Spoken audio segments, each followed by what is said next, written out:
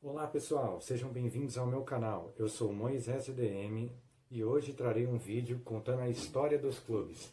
E nós vamos começar pelo São Paulo Futebol Clube. Então, primeiramente, nós vamos começar com um fato. O futebol profissional ele não era tão grande quanto ele é hoje. Ou seja, as pessoas tinham muita dificuldade de ter acesso ao futebol. E as regras elas foram se adaptando durante anos. Então, para existir o São Paulo, teve que ter uma junção de dois clubes. O Clube Atlético Paulistano e a Associação Atlética das Palmeiras. Esses clubes eles já eram muito grandes nessa época. A Associação Atlética das Palmeiras já tinha 3 títulos paulistas, enquanto o Paulistano tinha 11 títulos, sendo até hoje o único time paulista tetracampeão paulista seguido. Um fato histórico para o futebol paulista, que mesmo depois de anos, continua com o Paulistano, um time praticamente extinto, como o maior campeão de campeonatos paulistas seguidos. A ideia no começo, inclusive, seria de que a junção de todos esses times formaria um só. E até hoje, o São Paulo foi o único clube dos monte de clubes que existiu, até chegar ao São Paulo, no caso, que existe até hoje. Os demais praticamente fecharam ou faliram. O Paulistano, inclusive, hoje é um clube de basquete. Praticamente um clube grande de basquete. O futebol deles acabaram em 1929, quando fecharam as portas do Clube Atlético Paulistano. Aí você pergunta, mas Moisés, como é que foi exatamente essa união entre os dois clubes? Como é que foi esse acordo? Eu lhe explico. O presidente do Paulistano chegou para o presidente da Associação Atlética das Palmeiras e falou isso aqui, mais ou menos. Cara, na moral, preciso da sua ajuda, não sei o que fazer. Diga, meu amigo, posso tentar te ajudar. Não sei se vou conseguir, mas posso fazer o máximo necessário. Pensando em fechar as portas. Não estou começando a acreditar mais em futebol. Futebol não está dando dinheiro em nada. Não estou tendo como pagar meus jogadores. Então estou querendo fechar o Paulistano e acabar de vez. Mas se você está com dificuldade, tendo 11 títulos paulistas, imagina eu que tenho só 3. E nem tenho jogador. Só tenho um estádio lá vazio que ninguém joga. Mas eu tenho jogador e não tenho estádio. O jogador vai jogar onde? Vai jogar no meio da rua?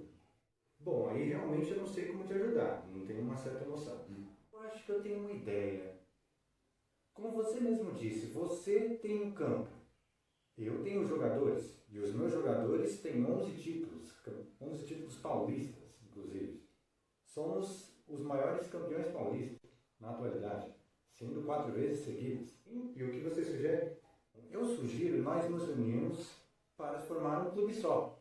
No caso, o meu, como já tem jogadores bons e que vão ajudar muito o seu clube, e você que tem um estádio muito bom, que é a Floresta. Está certo que não tem muita arquibancada, mas pelo menos já é um campo para a gente jogar. Seria um bom acordo, mas como o clube se chamaria, no caso? Bom, e foi aí que tivemos a ideia, a certa noção de que precisaríamos criar um clube. No caso, o São Paulo ele foi criado assim. A listra vermelha em homenagem ao paulistano e a listra preta em homenagem à Associação Atlética das Palmeiras. Contra a vontade de muita gente, no dia 25 de janeiro de 1930 surgia o São Paulo Futebol Clube. A mídia diz que foi dia 26 ou 27, porque tinha uma certa demora, no caso, para registrar um clube. Mas para a torcida sempre vai ser esse dia, 25 de janeiro de 1930. Há exatos 90 anos atrás, surgia o São Paulo Futebol Clube. Deu-se por certo. No caso, o São Paulo acabou herdando o estádio do antigo Associação Atlética das Palmeiras. Ficou conhecido como São Paulo da Floresta, porque o nome do estádio se chamava Chácara da Floresta. Aí por isso tem a certa dúvida dos títulos, no caso. E logo nos seus primeiros anos de existência, já conseguiu ser campeão paulista já no segundo ano, em 1931, sendo vice em 30, 33 e 34. Por isso que durante anos teve-se uma grande dúvida. O São Paulo da Floresta seria o mesmo São Paulo de hoje, no caso? Eu lhes respondo, sim, ele seria o mesmo São Paulo, não teria alguma diferença nenhuma. Nenhuma mesmo. Somente nome. Mas o clube, o logo, era o mesmo. Diferenciou com o passar dos anos, mudou, claro, e mudou o nome de Floresta para Futebol Clube, porque eles saíram da Floresta. O que aconteceu simplesmente é que a ascensão do São Paulo era tão grande, mas tão grande, que os títulos foram aparecendo.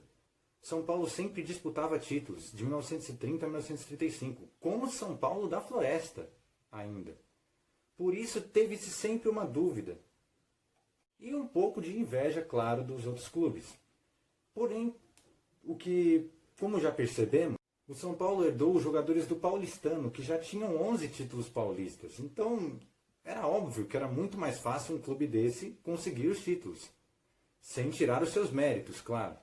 Um detalhe muito importante é que, antes de 1930, as partidas não eram disputadas em 2 tempos de 45 minutos. Então, só a partir da Copa do Mundo de 1930 é que foi dada as 2 partidas como 2 tempos de 45 minutos. E que só em 1933 surgiu a primeira partida profissional, com 2 tempos de 45 minutos. Sendo disputadas por São Paulo e Santos, que já era considerado um rival da época, porque os dois dominavam o Campeonato Paulista e as demais competições. No torneio Rio-São Paulo e assim por diante. Não existia o Campeonato Brasileiro ainda. E nesse jogo São Paulo e Santos surgiu o apelido de Peixe, ou Peixeiros, como eles eram zoados na época. De repente a torcida do Santos falou que eram peixeiros com muita honra e depois foi criado-se o mascote Baleia em homenagem a isso, do apelido que eles gostaram, no caso, né? Mas para o Santos sempre foi uma honra, então o que vale é que ambos aceitaram os apelidos. Com isso, o São Paulo comprou uma sede na rua Conselheiro Crispiniano, que era um pequeno palácio conhecido como Trocadeiro. Ficava no centro da cidade, no caso. Bom, ele ficava no centro da cidade e custava mais ou menos uns 190 conto de réis, por aí. Para vocês hoje pode até não ser um grande dinheiro, mas para a época era uma grande quantia. Principalmente para um clube de futebol, que na época o futebol era praticamente uma várzea. Se bem que hoje a várzea... Só que o São Paulo sempre foi um clube grandioso. E mesmo com uma dívida tão grande, eles tinham um campo enorme como a Floresta, porque para a época era enorme. Também era dono de jogadores, praticamente, tinha jogadores campeões. Tanto no Paulistano como no São Paulo. Bom, até que alguns dirigentes ficaram descontentes e queriam se fundir ao Clube de Regatas Tietê. Porém, Paulo Sampaio foi à justiça no dia 23 de abril de 1935, simplesmente para acabar com essa união, porque ele não queria que o São Paulo parasse de existir. Porém, tem um detalhe muito importante. Os jogadores do São Paulo na época não queriam fazer essa união. Tanto que abandonaram São Paulo e foram para um clube. Um outro clube, no caso. Cujo nome chamado Independente Esporte Clube. Que depois acabou. Não durou muito tempo. Com tudo isso, no dia 14 de maio de 1935, a união entre São Paulo e Clube de Regatas Tietê foi aprovada. E foi criado-se o Tietê São Paulo. Consequência essa que fez com que o departamento, de futebol da época saísse da APA, perdendo debaixo de chuva toda a existência. Mas, como sabemos, na época, tudo gerava briga e discussão. Exatamente tudo. Então, sempre tem o quê? A oposição. A oposição de sócios que foi contra essa união do Tietê São Paulo praticamente foi muito grande. E isso deu-se ao início de um novo clube, o Grêmio Tricolor. Porém, essa união foi por pouco tempo. E aí depois voltou-se ao São Paulo. E aí oficialmente foi dado São Paulo Futebol Clube. E aí foi isso, com essas idas e vindas, união de clubes, mudança de nome toda hora, que nem hoje tem vários clubes que fazem isso. Já foi Americana, Guaratinguetá, Grêmio Barueri, Grêmio Prudente. Isso hoje você vê de cara, né? Agora acho que o Red Bull finalmente caiu na real e criou só agora o Red Bull Bragantino. Mas como vocês puderam perceber, para a época era normal porque faltava profissionalismo do futebol e faltava dinheiro, não tinha como pagar jogadores, tinha clube que não tinha estádio, tinha clube que não tinha jogador. Aí ficava essa bagunça. Foi o que aconteceu para se formasse um clube só. Uniu-se 2 clubes para se formar um só. O escudo do clube foi criado por Walter Ostrich. Ele criou o escudo, o emblema, tudo.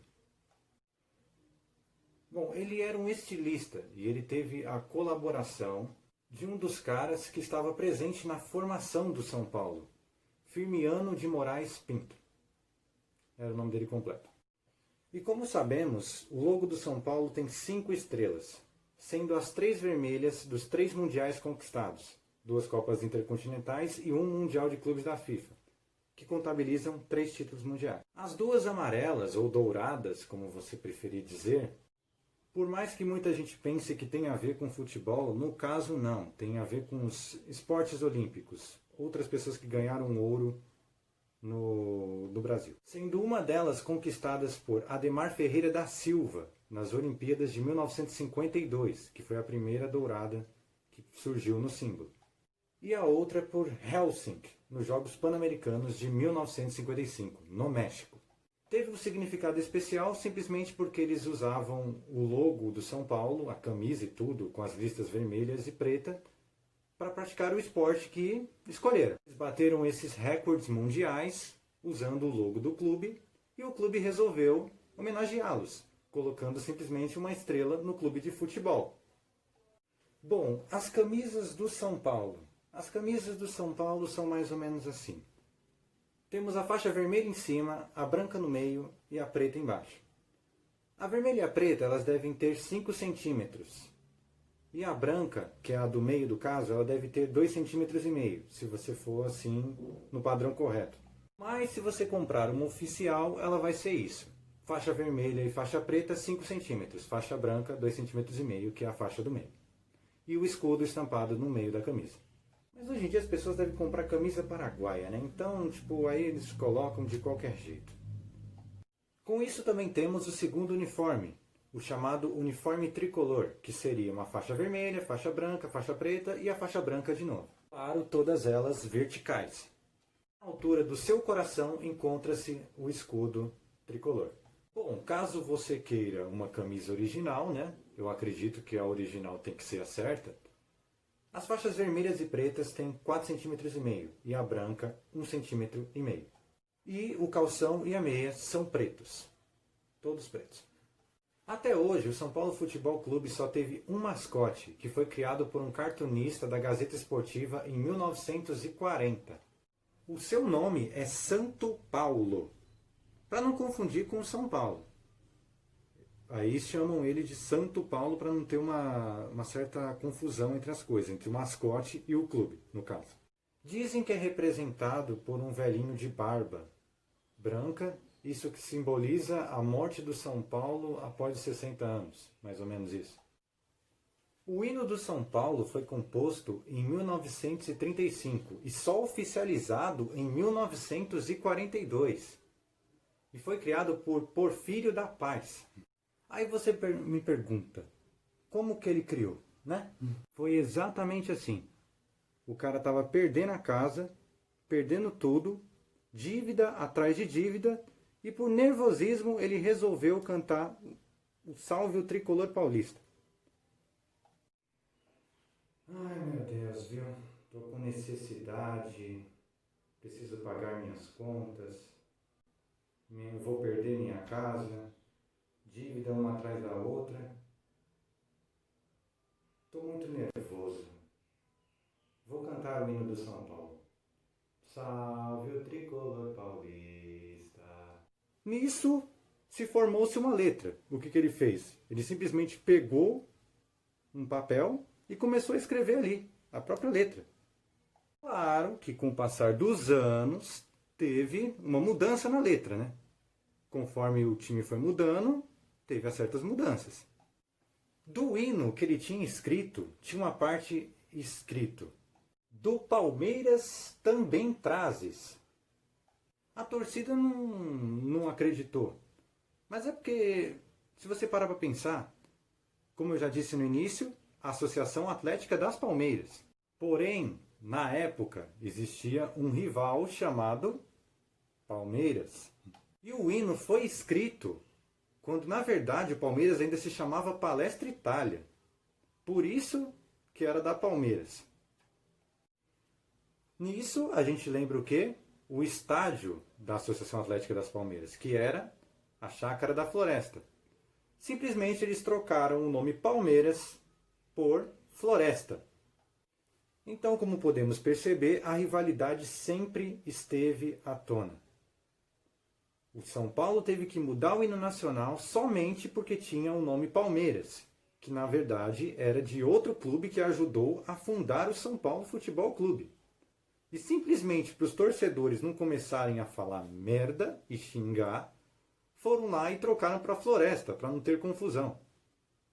Mas não podemos se esquecer nunca da Associação Atlética das Palmeiras, que é muito importante e foi muito importante para a existência do São Paulo Futebol Clube.